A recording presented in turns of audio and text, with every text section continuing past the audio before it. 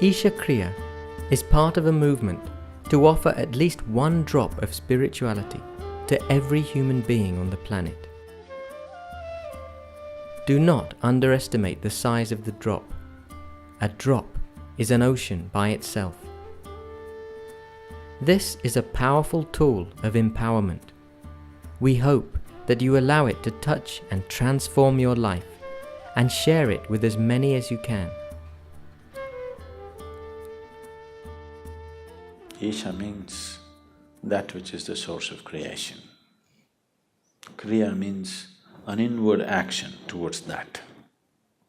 Karma means outward action. If you perform action with your body, or your mind, or your emotion, or your physical energies, we call it karma. If you perform an inward action which does not involve any of these, then we call this kriya.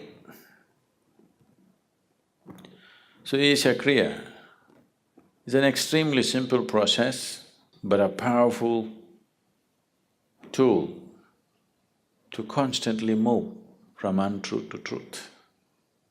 There are more complex and effective processes, but it needs preparation, it needs a certain type of teaching, it needs a lot of training for somebody to teach it. But this is a process, generally, all the processes, spiritual processes which move a person in this direction also involve physiological changes. Wherever physiological changes are involved, it's extremely important that the teacher is substantially trained. Otherwise, you will start generating the wacky kind of yogas that are going on all over the place, which can cause more damage than well-being. But those aspects, those processes which does not involve any kind of physiological change but brings about a spiritual transformation, which are very few, those can be taught mass. And we can empower almost anybody who at least has a little good intention in his thought and emotion to teach it. That much is there, they can teach.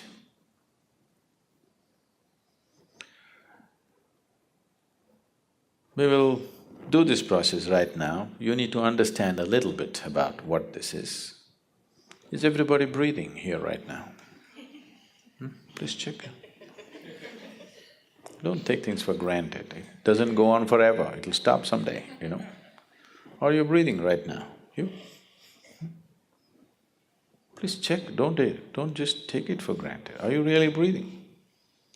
You're there, okay? This inhalation, exhalation, inhalation, exhalation, inhalation, exhalation. Next inhalation did not happen, you're gone. See how fragile you are. Just if this one inhalation does not go, wherever we look, you won't be around. At the same time, so fragile human life is, at the same time, how sturdy it is, how many things a human being can do in this world.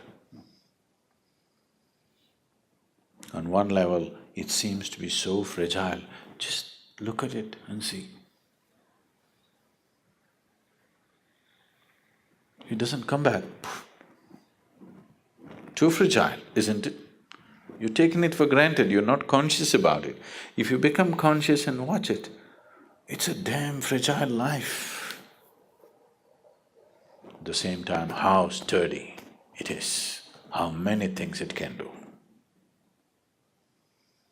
This is the beauty of creation.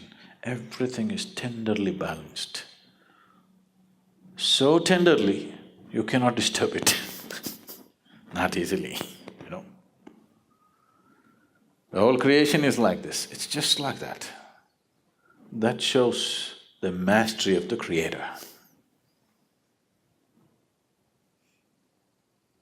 It is so tenderly balanced, that means, that shows, that manifests the mastery of the Creator. That which creates is of such mastery that it can afford to keep it so tender. So that is the audacity of the Creator. One breath, if you do not inhale, you're gone. But that's the confidence in design that the Creator has. So this breath is not just about exchange of oxygen and carbon dioxide.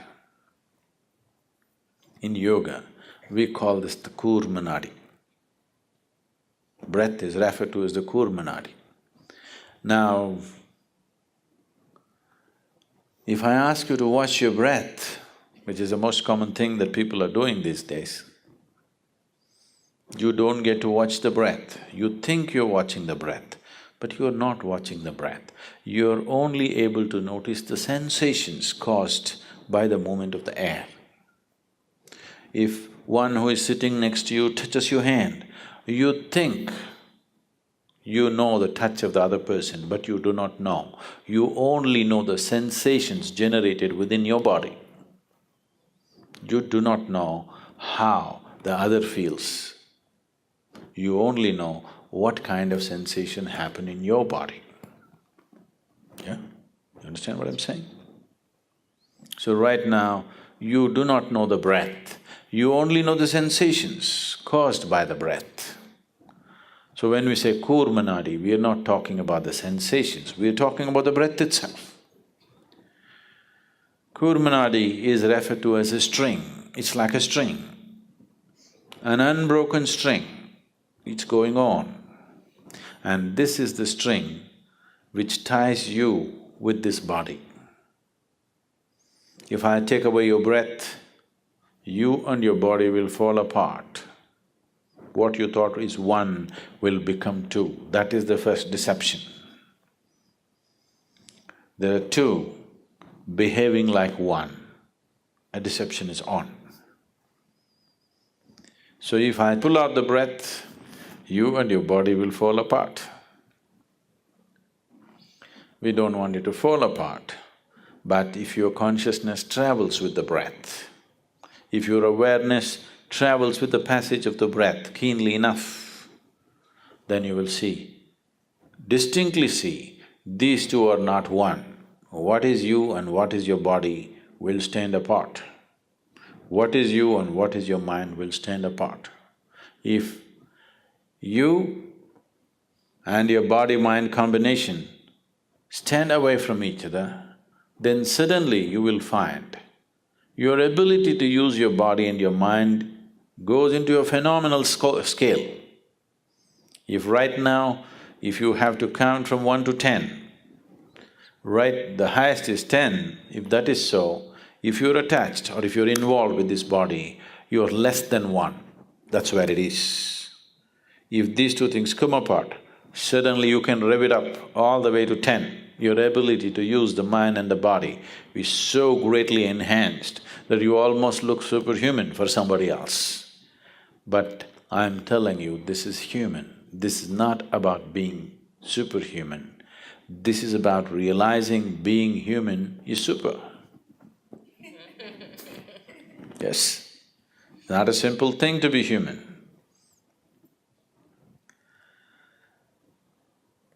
Now the Isha Kriya just involves this. Your thought is playing a very important role in your life right now.